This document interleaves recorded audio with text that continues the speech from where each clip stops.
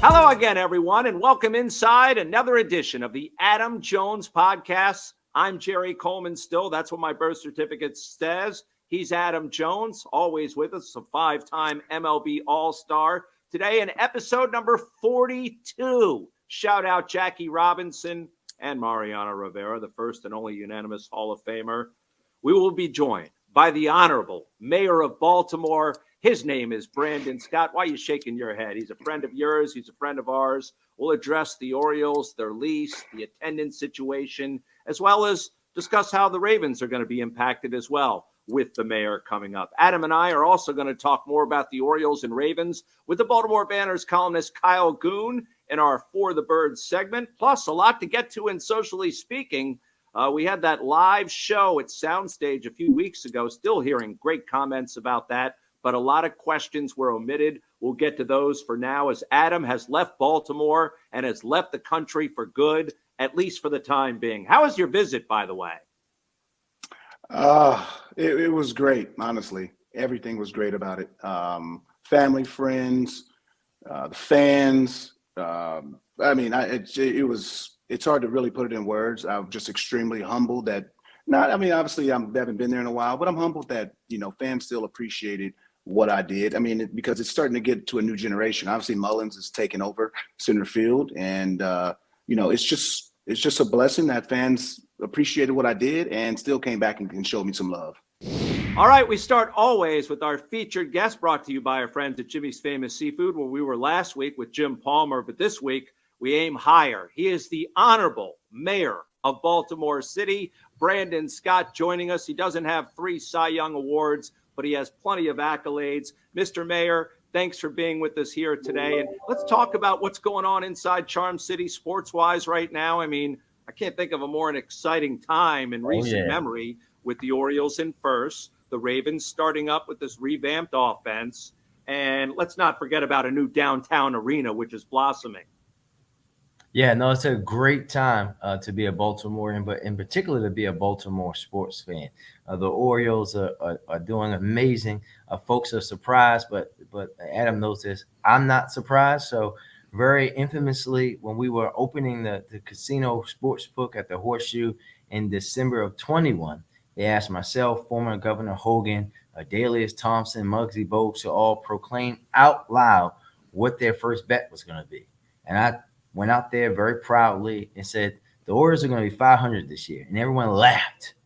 They wouldn't even let me make the bet in the casino. Oh. You can actually Google it to see a young reporter was there and tweeted out that they will not let me make the bet. So, of course, now every time I go back to the Horseshoe, I say somebody owes me a bunch of money because I was a year ahead. And no, this is a great time. The Ravens, we finally have receivers on the Ravens, not named Mark Andrews. I can't wait to see what Lamar and the team's able to do. And the CFG Bank Arena, which is one of my proudest accomplishments. Folks told me I was crazy when I decided to renovate the arena instead of build a new one. They've been talking about building a new arena and moving it for all of my lifetime. And we were able to partner with Oakview Group and get a world-class facility that folks are coming down to in droves. I was actually there on Friday night on the birthday of hip hop for a wonderful concert with LL Cool J, Queen Latifah, De La Soul, The Roots, Rakim, and you can see folks, the shows and things are there.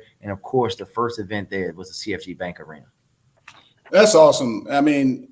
Just the area has improved. And I want to ask, you grew up a sports fan. You love sports. What does sports mean to Baltimore, especially when both teams are good? When I first got there in 08, we weren't that good. So people were coming to the games. Ravens sold out. We got good in 12. People start coming. 13, people were coming. And you hear the talk around town. These are baseball fans ready to explode, but the football team is good, so we support them. But these guys Baltimore's baseball, and we're baseball. Like, when the team is good, what does that mean for the whole city? Black, white, and different. Yeah, listen, nothing brings Baltimore together like our sports teams. And listen, we all love our Ravens, but they don't have just these years, right? They don't have the years of the deep history that the Orioles have. And everyone knows this, and I know they get a little iffy when I say it. I would trade 2 Super Bowls for 1 World Series because I've never had that. I had these great experiences going to the last game at Memorial Stadium, first thing game at Camden Yards, seeing things like the Cuban national team come, be there for the home run derby with Ken Griffey, but also be there for some years where we had some great teams in the late 90s. And then, Adam, as you very well know, we weren't that good until you got here, right? And to sit in that stadium, the best baseball stadium that has ever been built, and to see folks go away and watch them come back when we win. It's about bringing the city together. It unites us in ways that nothing else can, because our teams aren't the gritty ones. We're not the fancy ones. We're not the ones that they want to put on Sunday night baseball, Sunday night football all the time. We have that chip on our shoulder, and we let folks know that we're Baltimore, we're gritty, we're grimy, we're a great place, but that no one's going to disrespect us, and we can hold our own weight. And our sports teams, they ooze that out of them, and that's why we love them so much. Well, I want to first of all, give you your flowers, and then it's a question. We spoke with Ms. Jackie McWilliams, who runs the CIAA, and she had nothing but great things to say about the CFG Arena, about how Baltimore has treated the CIAA tournament, and it's what the lease is going for. She got 2 more tournaments next year and the following year, so that is a salute to you on that. But I want to talk about the attendance. The attendance has been a problem. Obviously, that section up there, way up left field, is closed. There's so many seats. There's so many kids that love the game. Again, we all know it's expensive. It's not free. With having roughly 15,000 seats available every day, is there a possibility or a way to work with the team, the city, to get kids who, especially in the summertime, we know kids is bad as hell in the summertime. Okay, you ain't got nothing to do. Parents got to work. Is there a way to bring the kids to the game from 7 to 10, or 7 to 9, whatever? Bring the kids to the game, get them something to eat, let them watch the game, cheer, embellish in the game, and maybe have ooh, that guy might be good, and follow him. Like, that's how most kids do things. You see something, you like it. Is there a way to bridge that gap and have the stadium not just filled, but have more youth and at-risk youth?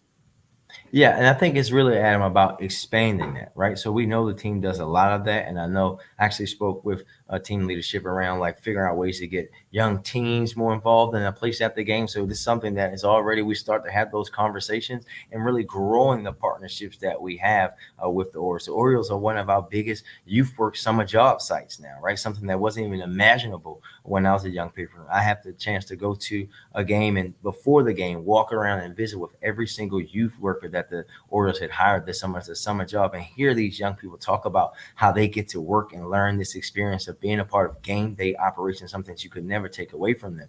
We know that they've been partnering with the College Bound Foundation and those kind of organizations, and now our summer camps have been going down. Now it's about really growing that as we close out the season, really to try to make sure that our young fans are engaged in any way. So stay tuned on that.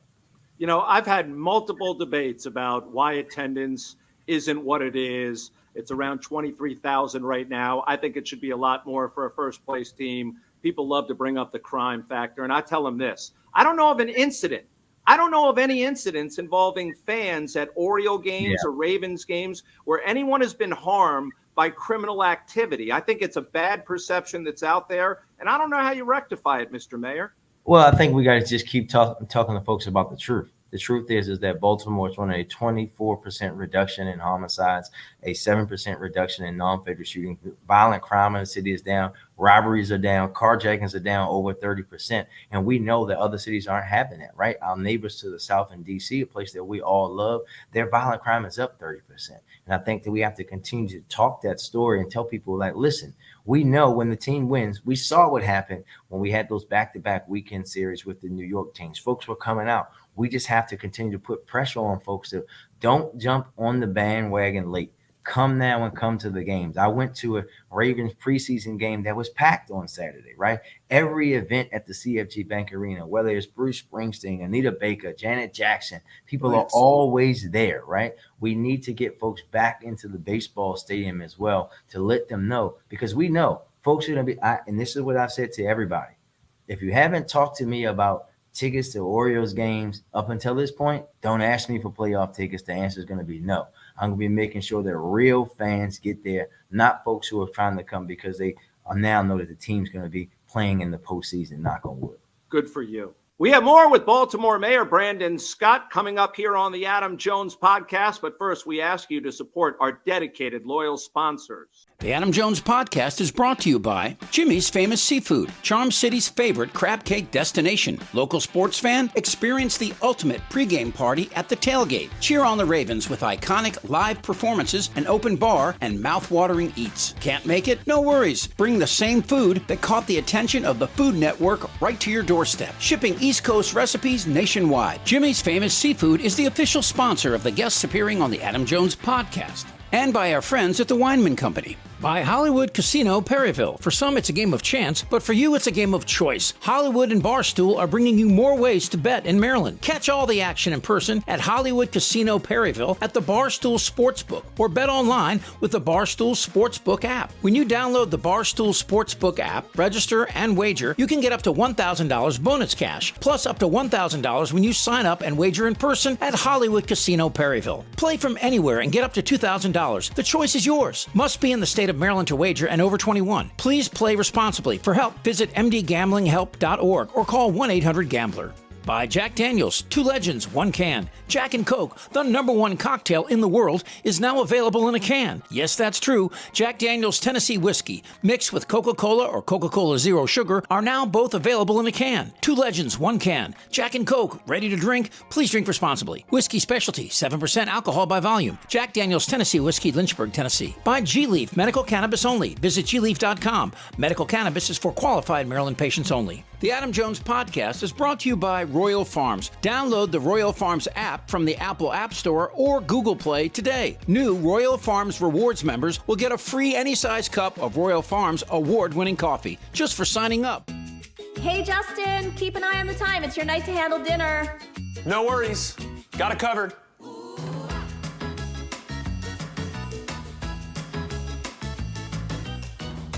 It's great getting dinner ready with no worries.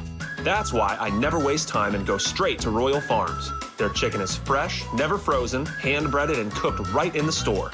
Oh, wow, this smells amazing. I'm so impressed. Real fresh, real fast, Royal Farms. And a reminder, if you guys are enjoying this podcast, make sure to check out the Baltimore Banner at thebaltimorebanner.com/AJ to get started. Again, that's thebaltimorebanner.com/AJ to get 6 months of unlimited digital access for only $1. We continue our conversation with Baltimore's Mayor Brandon Scott right here on the Adam Jones podcast. Let's get back to it. I'm going to take you back to when you was a kid. Midnight basketball. Yeah.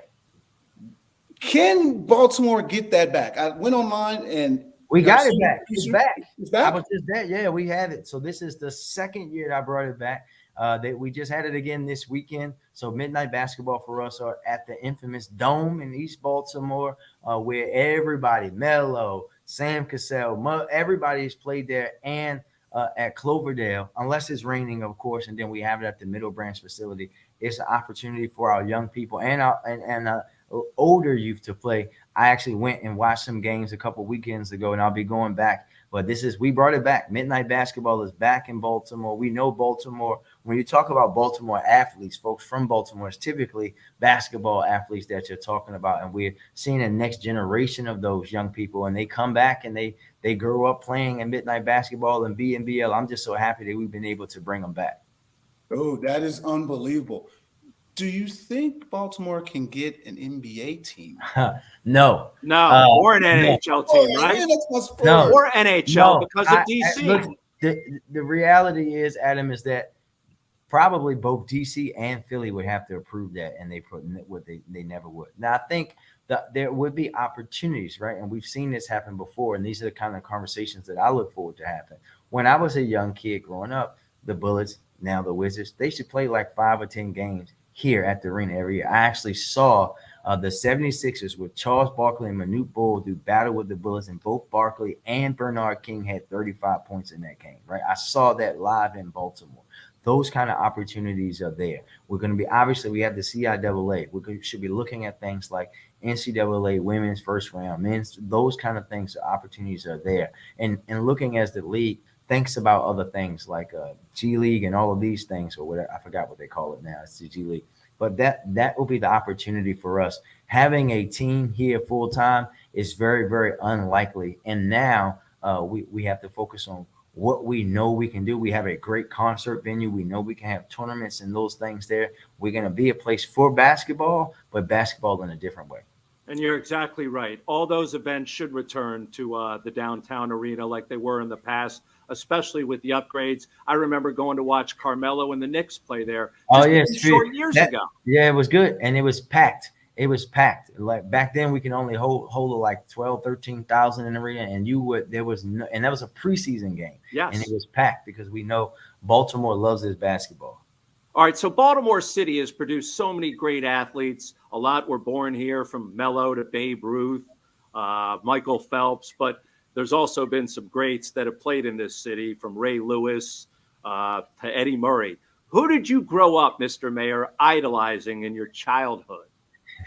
Well, my child Adam's smiling because he knows he's my favorite Oriole all time. So we'll set Adam aside. We'll get to that in a second. He doesn't count. But growing up in Baltimore, so I think we have to remember, I was born 11 days after the coach left. So we didn't have a football team, right? So growing up in Baltimore, when I thought about growing up, basketball for me, it was Reggie Lewis, because we had this young man from Baltimore tragically died. Is actually the reason why I'm a Celtics fan, because I could never root for the team that left us, obviously. But we had Reggie Lewis, Muggsy Bogues, thinking about those folks. But then when you think about the Orioles, it was Mike Devereaux, right? Brady Anderson. I played center field, so obviously those folks. I love Cal, but those folks played center field. But then when we were able to get the CFL team, right? Mike Pringle and Darvin Ham, and then when the Ravens came, obviously we had folks come. Michael Jackson was our first receiver that played up to any stand. Then we had Jermaine Lewis running back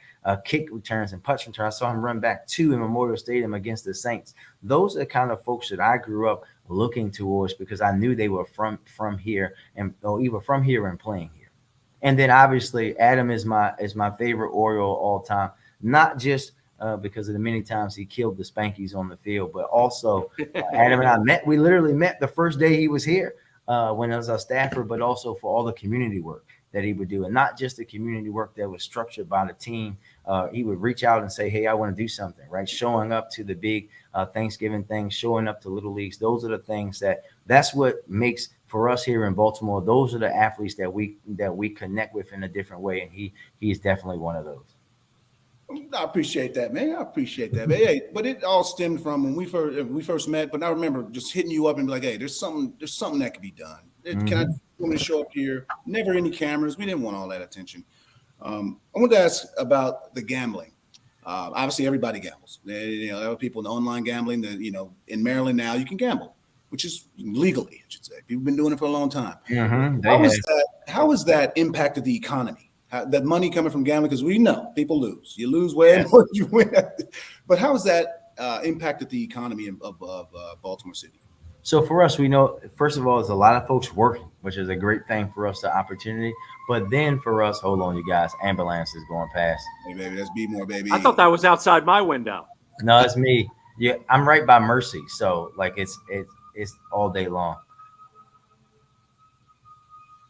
But so I think a couple of things that come with that. For us, we also have we have the casino impact funds for South Baltimore. So when you think about the stuff that's happened in Middle Branch, it helped us to build a new Middle Branch Rec Center that is like the world-class center, the work that is going, those neighborhoods getting direct funding to do projects in their neighborhoods. But it also with this, it's a carve out for recreation and parks. It's helping us to build new schools in Baltimore City, right? Those are the kind of things that we've been able to do with that money. Like the city, we've built and renovated 29 new schools over a 10-year period, which is a huge thing.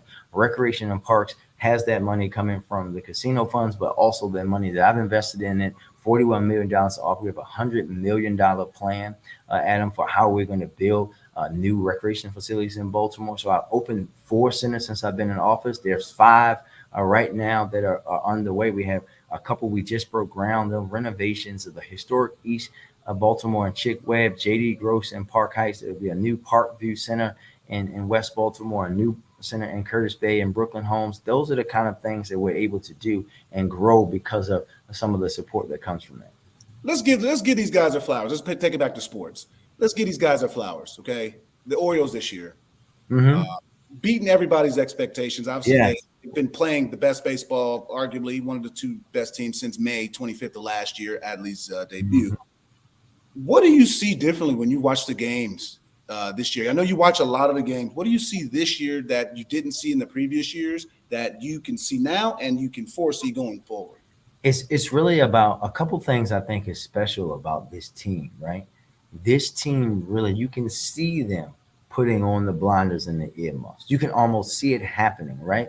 They're not sometimes folks, they come back, they exceed expectations, they buy into their own hype. No, the entire team has this humongous ability to keep eating humble pie and to ignore the noise and focus together as a team, but also the growth, right? And thinking about how they're growing together, not just individuals. Folks are obviously better than they were last year, and they're better than they were at the beginning of the year, which I think is something that doesn't get said a lot. Like, they're better now than they were in May. And I think they're just going to keep growing in that way. And their ability to really lift each other up, right? Folks don't know. And that's the kind of ingredient that you need, not just for success in this season, but for the long term, because you have folks that are growing together in that way. That's how teams get made. When you come up and you go through things together like they went through, and being cast out and predicted to win that puny amount of games last year. And now they know. And now it's really about how they evolve into understanding that the target is now going to be on their back. And I think with the way that they have handled themselves and being able to move so far, I'm not worried that they won't be able to handle that as well. All right, let's get to the big elephant in the room, or maybe it's just a mouse. I don't know. And that's the Orioles lease situation, which I'm sure you've had many discussions about, not only with Orioles ownership, the governor's been involved. How does this get resolved? And I've said it before, I can't foresee the Orioles playing in another city, but there's some holdups, and a lot of it has to do with money and I guess, real estate. And how are the Ravens intertwined in all this, if you can explain it to us in layman's terms? Well, listen, I've been infamously known for saying I have 99 problems, but the Orioles aren't one of them, right? Like, there's no worry in my mind that the Orioles are not going to have a lease and not going to move. Like, that's not happening. And we know that the governor and his team and the stadium authority, they're going to be working with John and the team at the Orioles, and they're going to get a deal done. I'm not worried about that. For us here in the city, because this is really a state thing with stadium authority, it's just about which ways we can be there to support. Well, listen, we know that John and the governor talk consistently. We know the stadium authority folks are talking. We know the conversations are happening. This will happen for Baltimore. They are not going anywhere, but we just have to make sure, from my standpoint in the city, that we're there to support and see the help what the governor needs and everyone else that's involved to make sure that this happens for Baltimore in a timely fashion that will benefit us all.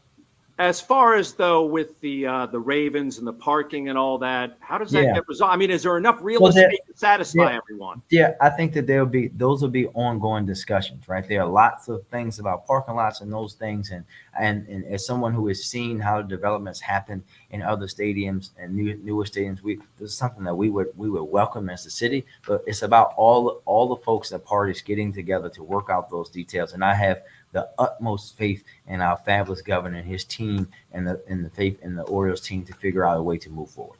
All right, last thing for me. I promise, last question, because the comparison has been made to Atlanta, and I don't know if you got a chance to go and see how the structure looks in Atlanta, but they have that out in the county, and we're talking about the city of Baltimore. Is there a big difference?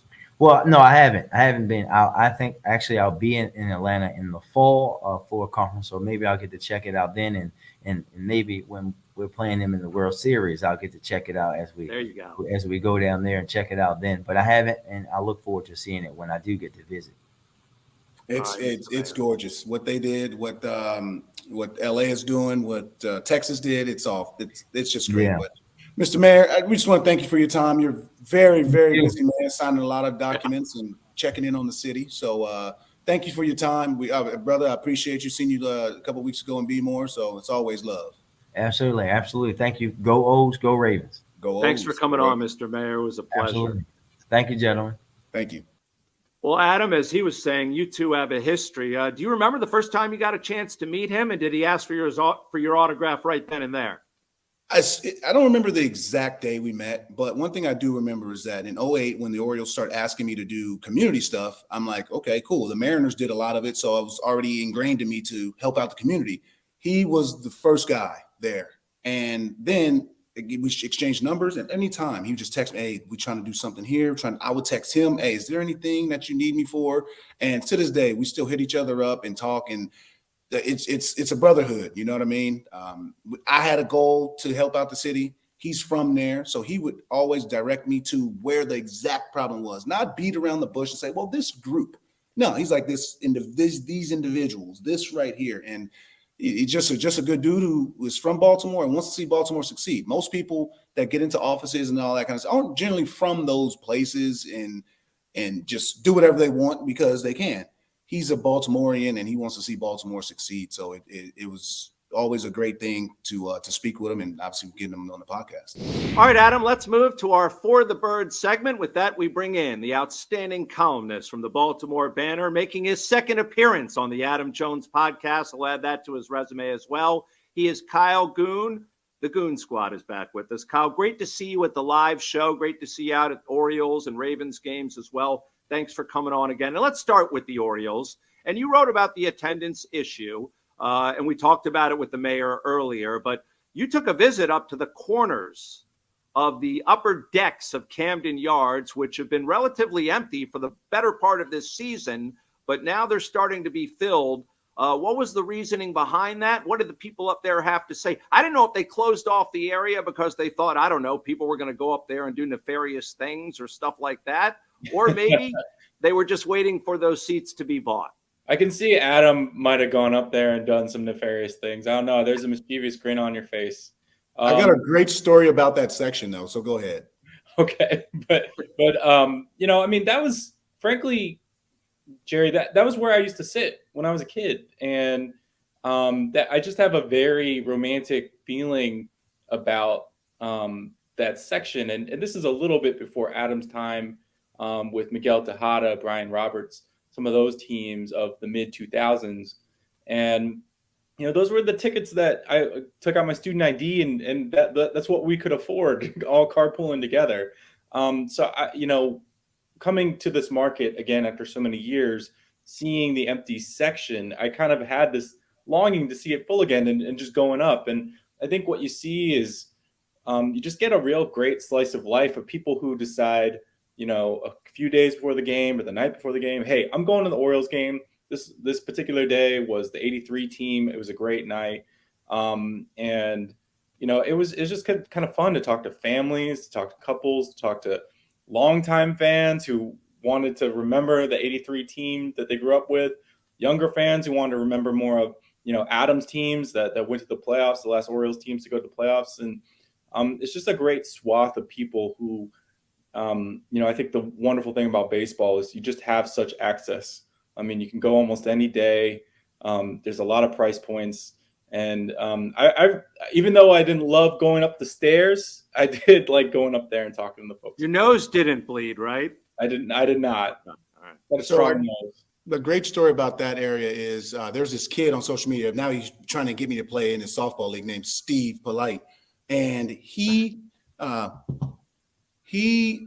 was like Instagramming me and was like, hey, calling me up and was like, hey, can you steal more bases? Can you do this? Can you do more of this? And I'm like, okay, if I try, I'll do it. And I guess I don't think I met his requirements. So he's like, the thing is I had to get him seats to the game. I'm like, okay, I'll get you seats. And he was wearing me out too, obviously in a playful way. I sat his ass the last row, 2 seats. Right there. He sent me a picture. I see it on my phone. It's just him. It's just the field and a nice middle finger. Just and I'm just like, this is awesome. What are you yelling at me for? But no, I want to talk about attendance though, because in 2012, attendance didn't tick up. Obviously, 4th of July and some of the summer months, it'll tick up. But it didn't really tick up until September 6th when we had the Cal Ripken Day. And after that point, I think fans really believed that, okay, this team, we might have something with them. And from that on, obviously, we went to the wild card and got eliminated in the first round. But it was the first time in 15 years we made the playoffs. But it's like, when are the fans, is you're one too, when are the fans going to be like, I believe in this team. I'm going to start showing up and showing out more. Again, prices are expensive. You can bring in your own food. Games are expensive for 4. There's a lot of variables. But when a team is good, Everybody is good. Businesses is good. The UPS man is good. The trash man is good. Everybody is good. So when is attendance going to really creep up and show the 35,000 love for the Orioles every night, because they are putting together a hell of a product on that field? Yeah.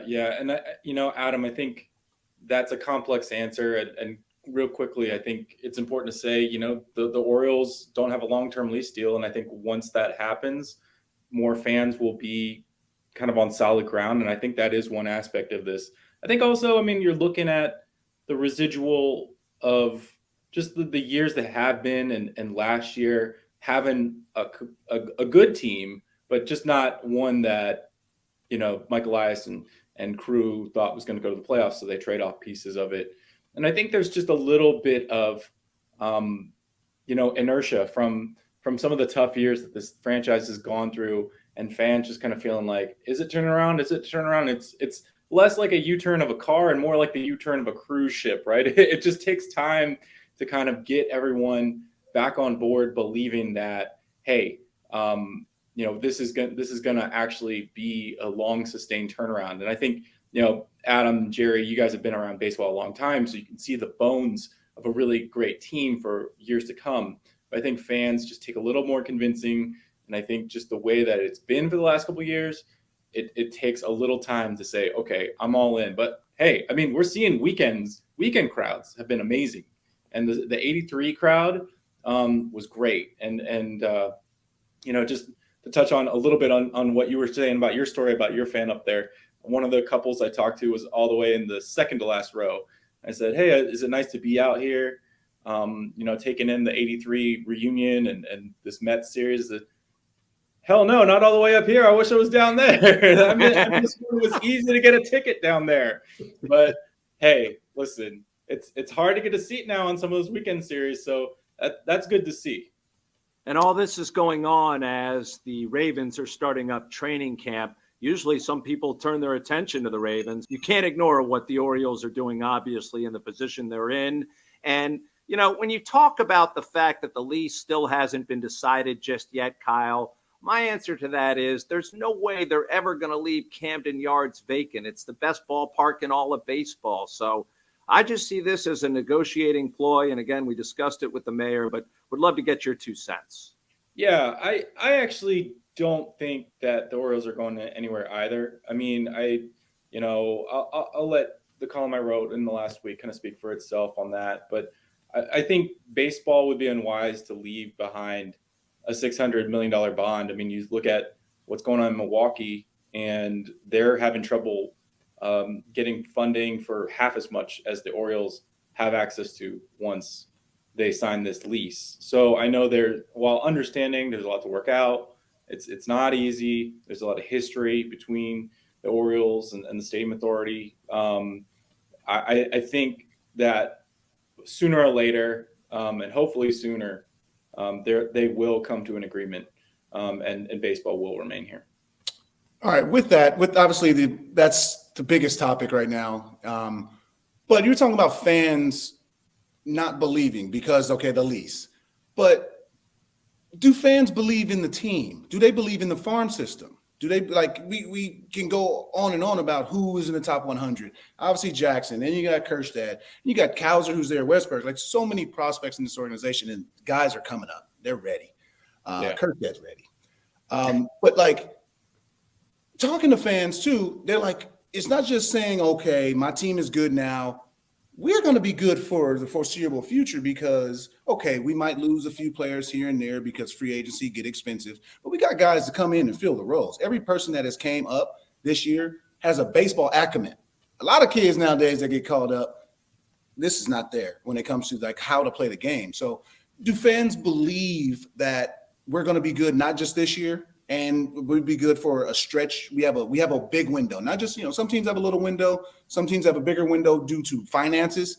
But do the Orioles have a solid window right now with the fact that they have a pipeline of guys and everybody? Yeah, of course they do. Of course they do, Adam. And I think you probably are able to kind of look at some of those guys that are coming up in the pipeline and see easier than I can that, hey, so-and-so is ready. Heston's ready. Kobe is just on a tear. Jackson is killing double A. Like Jackson probably doesn't belong in double A. And he's maybe 100 at bats in. But I think the key piece and the thing that's really going to signal to fans that good times are here for a while is the contracts and signing long-term contracts. And it might, as you sort of alluded to, it might not be everybody, but I think when you look at Adley's extension eligible right now. Cedric, you could sign if you think Cedric is a part of the core going forward, you could sign him right now. And that's just kind of the area where, I mean, this front office has shown the ability to make draft picks. They've shown the ability to develop hitters. They've shown the ability to take someone else's trash and make it their treasure on the mound, and get guys like Yennier Cano and Felix Bautista up and at it with elite pitchers.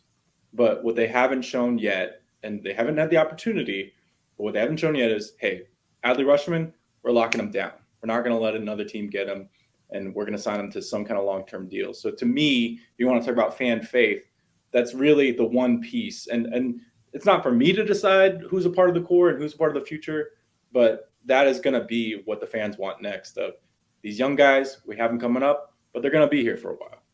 All right, speaking of getting guys signed, let's turn our attention to the Ravens because J.K. Dobbins is signed. He just hasn't delivered just yet. He's MIA right now. How do you foresee this playing out as the running backs are some crawling back with their tail between their legs, realizing they're going to miss paychecks? But since we're talking about contracts, J.K. Dobbins is signed, but he hasn't delivered just yet during training camp.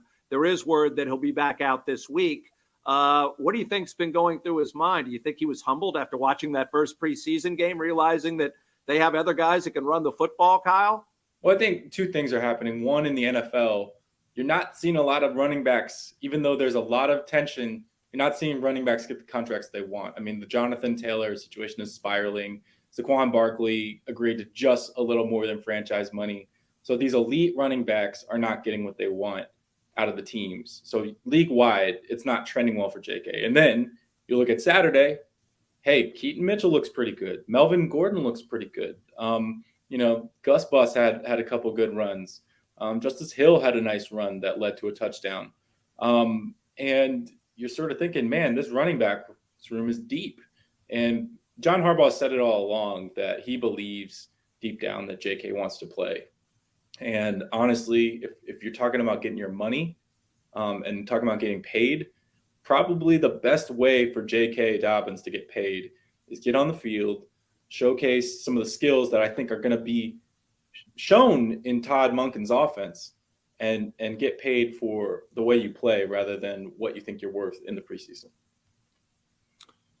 How has this meshing worked so far? I mean, obviously, you got your man. Lamar's back, obviously. OBJ, a new wide receiver. You're getting a premier wide receiver, first time in some years. How is the meshing between not just OBJ and Lamar, but OBJ helping out younger receivers and bringing his attitude, bringing his intelligence, his field vision? How has that helped with and offensively and defensively? Because an offensive guy can help the defensive guy also. So how has OBJ's his impact been there in the first couple of weeks of training camp? Well, first of all, you hear it every time he walks by a crowd of kids because everyone wants his autograph. He's the most popular. It's him and Lamar is the most two popular players in camp.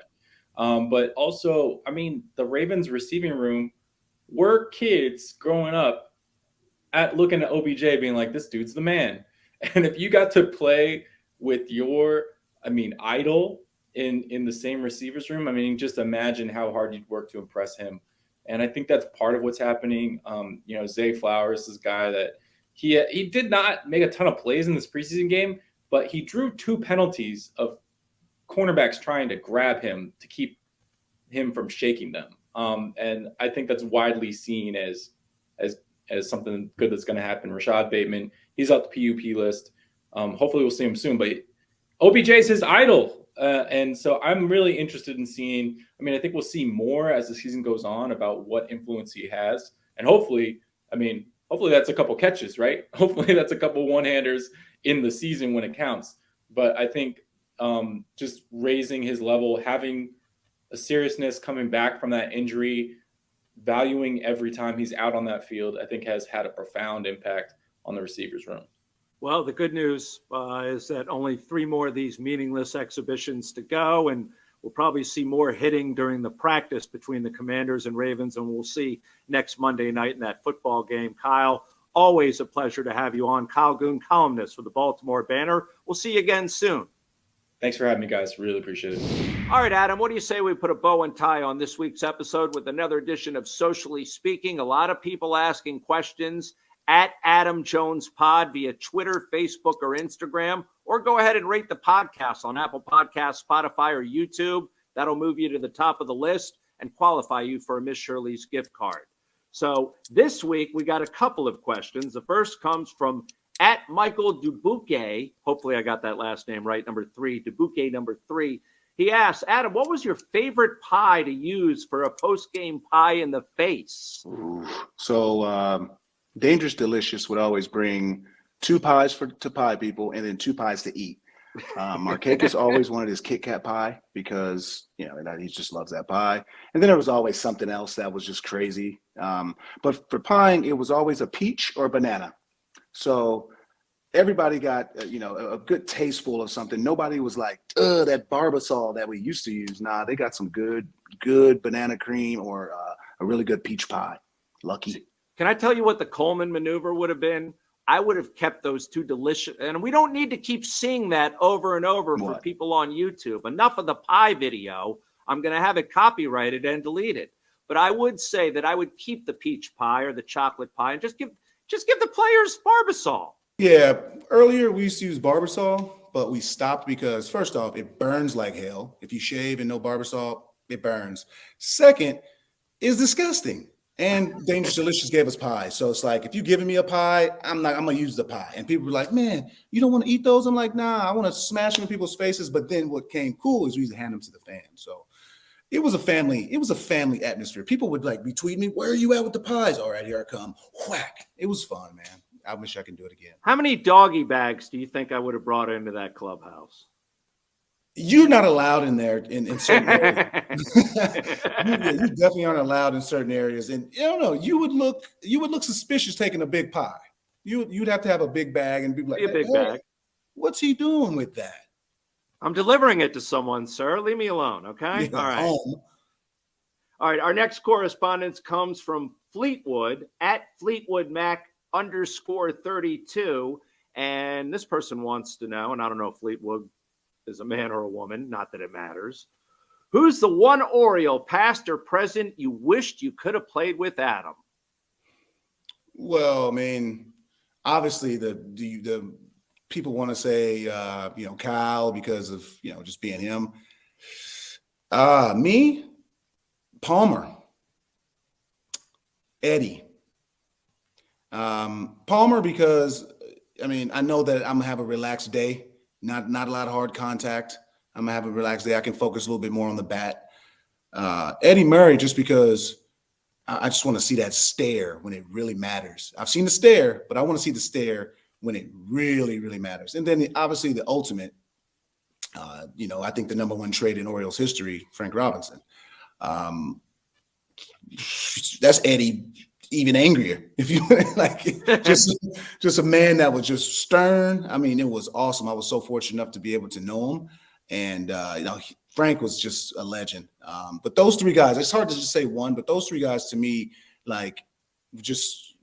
some of just arguably the best players in the Orioles history. So I just was fortunate enough to be in a franchise that had a rich history. A lot of franchises don't have a rich history, and I'm just fortunate enough to have that rich history. And somebody named this the other day about all the center fielders we used to have in the organization, and now Cedric Mullins is manning it up. So it's just a blessing to be in that company. And you're certainly a part of it. All right, good stuff there. And again, you want to reach us at Adam Jones Pod on all social media platforms. Do want to thank our dedicated fine sponsors. Go out and support them. Places like this. The Adam Jones Podcast is brought to you by Jimmy's Famous Seafood, Charm City's favorite crab cake destination. Local sports fan, experience the ultimate pregame party at the tailgate. Cheer on the Ravens with iconic live performances, an open bar, and mouth-watering eats. Can't make it? No worries. Bring the same food that caught the attention of the Food Network right to your doorstep. Shipping East Coast recipes nationwide. Jimmy's Famous Seafood is the official sponsor of the guests appearing on the Adam Jones Podcast. And by our friends at the Weinman Company. By Hollywood Casino Perryville. For some, it's a game of chance, but for you, it's a game of choice. Hollywood and Barstool are bringing you more ways to bet in Maryland. Catch all the action in person at Hollywood Casino Perryville at the Barstool Sportsbook, or bet online with the Barstool Sportsbook app. When you download the Barstool Sportsbook app, register, and wager, you can get up to $1,000 bonus cash, plus up to $1,000 when you sign up and wager in person at Hollywood Casino Perryville. Play from anywhere and get up to $2,000. The choice is yours. Must be in the state of Maryland to wager and over 21. Please play responsibly. For help, visit mdgamblinghelp.org or call 1-800-GAMBLER. By Jack Daniels, 2 legends, 1 can. Jack and Coke, the #1 cocktail in the world, is now available in a can. Yes, that's true. Jack Daniels Tennessee Whiskey, mixed with Coca-Cola or Coca-Cola Zero Sugar, are now both available in a can. 2 legends, 1 can. Jack and Coke, ready to drink? Please drink responsibly. Whiskey Specialty, 7% alcohol by volume. Jack Daniels Tennessee Whiskey, Lynchburg, Tennessee. By G-Leaf, medical cannabis only. Visit gleaf.com. Medical cannabis is for qualified Maryland patients only. The Adam Jones Podcast is brought to you by Royal Farms. Download the Royal Farms app from the Apple App Store or Google Play today. New Royal Farms Rewards members will get a free any-size cup of Royal Farms award-winning coffee just for signing up. Hey, Justin, keep an eye on the time. It's your night to handle dinner. No worries. Got it covered.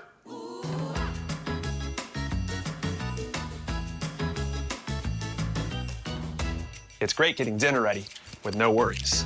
That's why I never waste time and go straight to Royal Farms. Their chicken is fresh, never frozen, hand-breaded, and cooked right in the store. Oh, wow, this smells amazing. I'm so impressed. Real fresh, real fast. Royal Farms.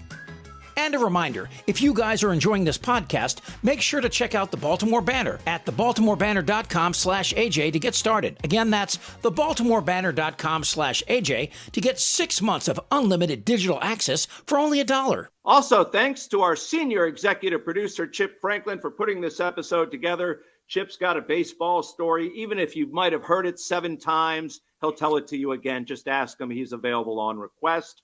Go out and subscribe to the Baltimore Banner. Be real, be kind, and make sure to be back next week for another edition of the Adam Jones Podcast.